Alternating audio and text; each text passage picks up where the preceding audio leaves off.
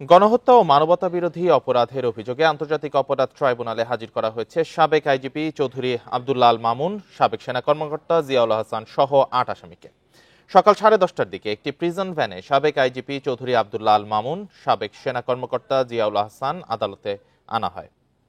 এর আগে অন্য আসামি যাত্রাবাড়ী থানার সাবেক ওসি আবুল হাসান, ঢাকা জেলার সাবেক পুলিশ সুপার আব্দুল্লাহ আল কাফি, ডিএমপির মিরপুর জোনের সাবেক ডিসি জসিমউদ্দিন মোল্লা, সাভার সার্কেলের সাবেক অতিরিক্ত সুপার শাহিদুল ইসলাম, গুলশান থানার সাবেক ওসি মাজহারুল হক ও ডিবির সাবেক পরিদর্শক আরাফাত হোসেনকে ট্রাইব্যুনালে আনা হয়। গত সোমবার শেখ হাসিনা সহ 46 জনের বিরুদ্ধে 1 মাসের মধ্যে জুলাই গণহত্যার তদন্ত শেষ করার নির্দেশ দেয় আন্তর্জাতিক অপরাধ ট্রাইব্যুনাল।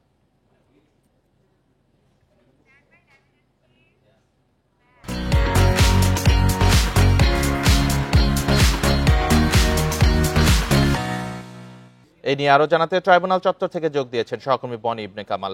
বনি, আজকে মূলত আইন শৃঙ্খলা বাহিনীর প্রাক্তন সদস্যদেরই আসলে উপস্থিত করা হচ্ছে, সেনা কর্মকর্তাও আছে।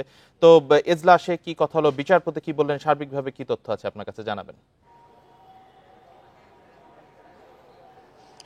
আজ কিন্তু মোট 8 জন আসামি এখানে উপস্থিত করা হয়েছে, যার মধ্যে 7 জনই পুলিশ কর্মকর্তা এবং একজন জিয়াউল হাসান, যিনি এনটিএমসির সাবেক পরিচালক ছিলেন এবং সাবেক সেনা কর্মকর্তা। আমরা দেখতে পেয়েছি যে তাদেরকে প্রায় 10:20 থেকে 10:30টার মধ্যে কিন্তু এই যে এজলাস সেখানে নিয়ে আসা হয়েছে এবং কিছুক্ষণের মধ্যেই যারা বিচারপতি আছেন তারা সবাই কিন্তু চলে এসেছে। আর অল্প সময়ের মধ্যেই মূল যে কার্যক্রম অর্থাৎ শুনানি সেটি কিন্তু শুরু হবে।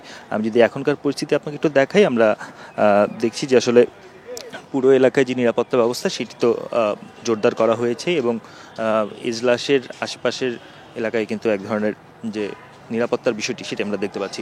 পাশাপাশি আমরা একটু জানিয়ে রাখতে চাই, আজকে যেই 8 জনকে আনা হয়েছে তাদের বিরুদ্ধে প্রত্যক্ষভাবে হত্যার সাথে জড়িত বা গণহত্যার সাথে জড়িতের অভিযোগ কিন্তু রয়েছে।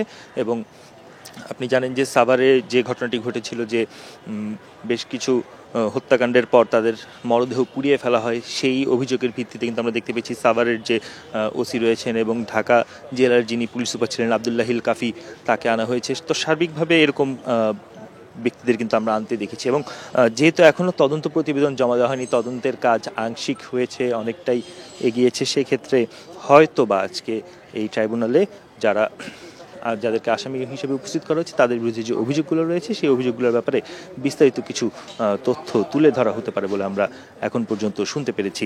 তবে যেহেতু এখনও পুরোপুরিভাবে এই যে শুনানির কার্যক্রম পুরোপুরিভাবে এখনও শুরু হয়নি, শুরু হতে যাচ্ছে, আমরা খোঁজ রাখছি যে আসলে কি বিষয় নিয়ে আলাপ হবে। তবে যেহেতু তাদেরকে আনা হয়েছে, তাদের যে অভিযোগের বিষয় আছে সেগুলো করা হবে। আমরা গতদিনে যেমন দেখেছি যাদেরকে আনা হয়েছিল রাজনীতিবিদ বিভিন্ন, তাদের বিরুদ্ধে যে অভিযোগের বিষয়গুলো ছিল সেগুলো কিন্তু তুলে ধরা হয় এবং সেই সব সম্পর্কে জানান দেওয়া হয়।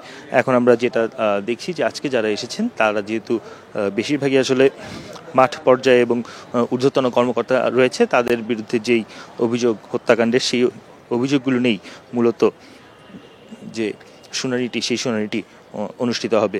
আমরা একটু জানিয়ে রাখতে চাই যে আমরা যখন সকালে যে আসামি তাদেরকে যখন আনতে দেখি, আমরা কিন্তু দেখছিলাম যে তারা আসছিলেন এবং অনেকেই মুখে মাস্ক পরা ছিলেন। নিজেদের যে অপকর্ম বা যে ঘটনাগুলো সেগুলো অনেকটি ঢাকা দেওয়ার মতো কিন্তু বিষয়টি আমরা দেখতে পেয়েছি। তবে প্রথমে 6 জনকে আনা হয় এবং এরপরে দ্বিতীয় ভ্যানে মূলত পুলিশের সাবেক আইজিপি আব্দুল্লাহ আল মামুন এবং সাবেক সেনা কর্মকর্তা জিয়াউল হাসানকে আনা হয়েছে বলে কিন্তু আমরা দেখতে পেয়েছি। এছাড়াও মিরপুরের কথা বলছিলেন সাবেক সেনা কর্মকর্তা, তো তার বিরুদ্ধে তো অনেক অভিযোগ রয়েছে, তো আলাদা কোনো অভিযোগ গঠন করা হয়েছে বা এরকম কোনো আইনি প্রক্রিয়া আলাদাভাবে তার জন্য করা হয়েছে কিনা?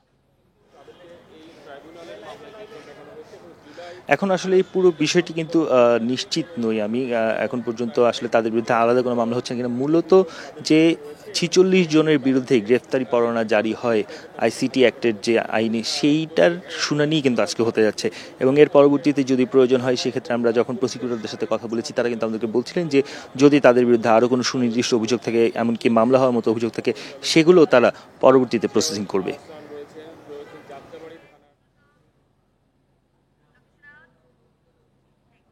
সাবেক আইজিপি সহ 8 জনকে আন্তর্জাতিক অপরাধ ট্রাইব্যুনালে হাজির করা হয়েছে, এই বিষয়ে জানাচ্ছিলেন সহকর্মী বনি ইবনে কামাল।